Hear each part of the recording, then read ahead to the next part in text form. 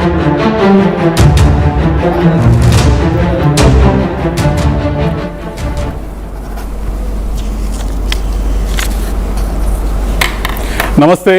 నేను రవి ప్రకాష్. 5 రాష్ట్రాల రిజల్ట్స్ పై క్లారిటీ వచ్చేసింది. 3 రాష్ట్రాల్లో ప్రజలు మార్పు కోరుకున్నారు. 2 రాష్ట్రాల్లో బీజేపీ తన అధికారాన్ని నిలబెట్టుకుంది. వెస్ట్ బెంగాల్లో మోదీ మ్యాజిక్ పనిచేస్తే తమిళనాడులో విజయ్ హిస్టరీ క్రియేట్ చేశాడు. 294 స్థానాలున్న వెస్ట్ బెంగాల్లో మ్యాజిక్ ఫిగర్ దాటి 151 స్థానాల్లో ఆధిక్యంలో బీజేపీ దూసుకుపోతుంది. 293 స్థానాల్లో లెక్కింపు జరుగుతోంది.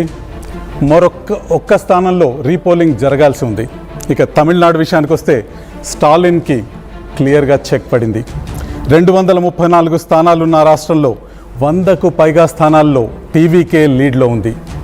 మళ్ళీ అధికారం చేజిక్కించుకుంటామన్న డిఎంకే 3వ స్థానానికే పరిమితమైంది. కేరళ విషయానికి వస్తే 2 సార్లు విజయం సాధించిన ఎల్డీఎఫ్ కూటమి ఈసారి ఓడిపోయింది. యూడీఎఫ్కు క్లియర్ మెజారిటీ దక్కింది. అసోంలో మరోసారి బీజేపీ పాగా వేసింది. మొత్తం 126 స్థానాల్లో 97 నియోజకవర్గాల్లో క్లియర్ కట్ రిజల్ట్ సాధిస్తోంది. పుదుచ్చేరి 30 స్థానాల్లో ఎప్పటిలాగే ఎన్డీఏ కూటమి విజయం దిశగా వెళ్తోంది. కేరళ మినహా మిగతా 4 రాష్ట్రాల్లో ఎక్కడా కూడా ఇండియా కూటమి ప్రభావం చూపించలేకపోయిందని స్పష్టంగా కనిపిస్తుంది. ఇది కేవలం 5 రాష్ట్రాల ఎన్నికల ఫలితాలు కాదు. ఇవి కేవలం 5 రాష్ట్రాల ఎన్నికల ఫలితాలు కాదు. ఇది దేశ రాజకీయ దిశను మార్చే మహా తీర్పుగా మనం పరిగణించాల్సి ఉంటుంది. కౌంటింగ్ కేంద్రాల దగ్గర ఉత్కంఠభరిత వాతావరణం ఏర్పడింది. తమ అభ్యర్థి గెలుపు ఖాయమన్న ధీమాతో చాలా చోట్ల పార్టీ శ్రేణులు సెలబ్రేషన్ మూడ్లోకి వెళ్ళిపోయాయి. పరాజయం వైపు వెళ్తున్న పార్టీలు నిరాశలో మునిగిపోయాయి. ప్రస్తుతం స్టూడియోలో రఘునందన్ రావు ఉన్నారు, భారతీయ జనతా పార్టీ ఎంపీ. కంగ్రాచులేషన్స్ రఘునందన్ రావు గారు. మీరు ఏమనుకుంటున్నారు? భారతీయ జనతా పార్టీ క్లీన్ స్వీప్ చేస్తున్నట్టు కనిపిస్తుంది.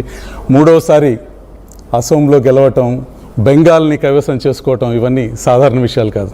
ప్రతి ఎన్నికను భారతీయ జనతా పార్టీ అంతే గొప్పగా చూస్తుంది సార్, అంతే కష్టపడతాం మేము. పంచాయతీ దగ్గర నుంచి మొదలుకుంటే పార్లమెంట్ దాకా జరిగేటువంటి ప్రతి ఎన్నికను కూడా మా గల్లీ నాయకత్వం నుంచి మొదలుకుంటే ఢిల్లీ నాయకత్వం దాకా అంతే సీరియస్గా తీసుకుంటుంది సార్.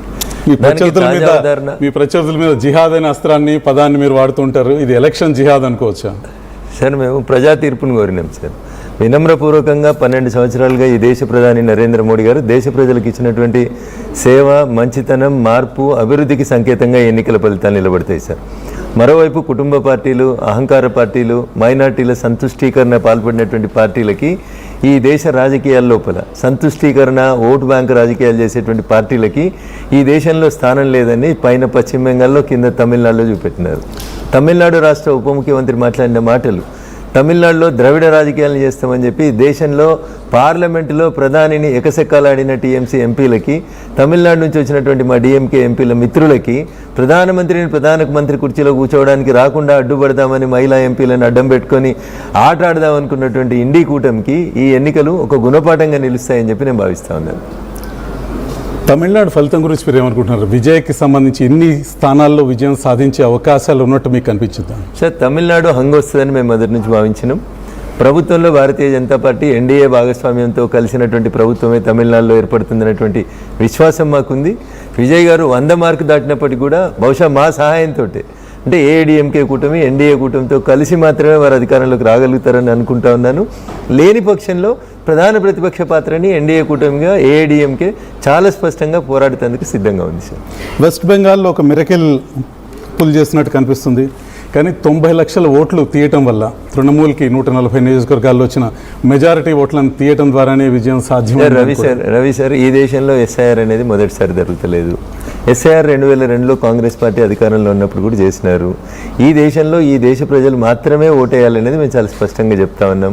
ఇల్లీగల్ ఇమ్మిగ్రెంట్స్, పక్క దేశాల నుంచి దుర్మార్గంగా ట్రెస్పాస్ చేసి వచ్చిన వాళ్ళు, దొంగ ఓట్లు, దొంగ ఆధార్ కార్డులు, దొంగ ఐడి కార్డులు తీసుకొని వచ్చి ఆఖరికి నా పార్లమెంట్ పరిధిలో సదాశివపేట మున్సిపాలిటీలో బంగ్లాదేశ్లకు ఓటు ఇచ్చిందని చెప్పి నేను పార్లమెంట్లో మాట్లాడాల్సినటువంటి దుస్థితి వచ్చింది రవి సార్. అందుకని ప్రజలు స్పష్టంగా చాలామంది ఏమనుకుంటారు మైనార్టీ సంతుష్టీకరణ వెస్ట్ బెంగాల్లో 35% దాటిరు, 42%కి వచ్చిండ్రు, కానీ వాళ్ళు ఓట్లు వేస్తే చాలనుకొని మనల్ని అందరినీ హేళన చేసి మెజారిటీ ప్రజల్ని హేళన చేయాలనుకున్నటువంటి రాజకీయ పార్టీలకి ఇది ఒక కనువిప్పు, ఒక మేల్కొల్పులాగా ఈ ఎన్నికల ఫలితాలు నిలబడతాయని నేను అనుకుంటున్నాను. మహిళా డీలిమిటేషన్ బిల్ను వ్యతిరేకించిన పార్టీలు డిఎంకే, మమతా పార్టీ, అందుకనే నరేంద్ర మోడీ గారు లోక్సభలో ప్రత్యేక సెషన్ పెట్టిన రోజు ఉదయం పార్లమెంట్కి వచ్చి వారు చెప్పిన మాట ఎఫెక్ట్ పనిచేసిందని మీరు 100% పనిచేసింది. ప్రధానమంత్రి గారు స్పష్టంగా చెప్పిండ్రు, ఈ బిల్లు మీరు ఓడగొడితే దానివల్ల లాభపడేది నేను, భారతీయ జనతా పార్టీ. కానీ ఈ బిల్లు పాస్ చేయించి మీరు ఎట్లయితే మహిళా బిల్లును సెప్టెంబర్ 2023లో పాస్ చేయించినప్పుడు దేశ ప్రజలంతా అందరినీ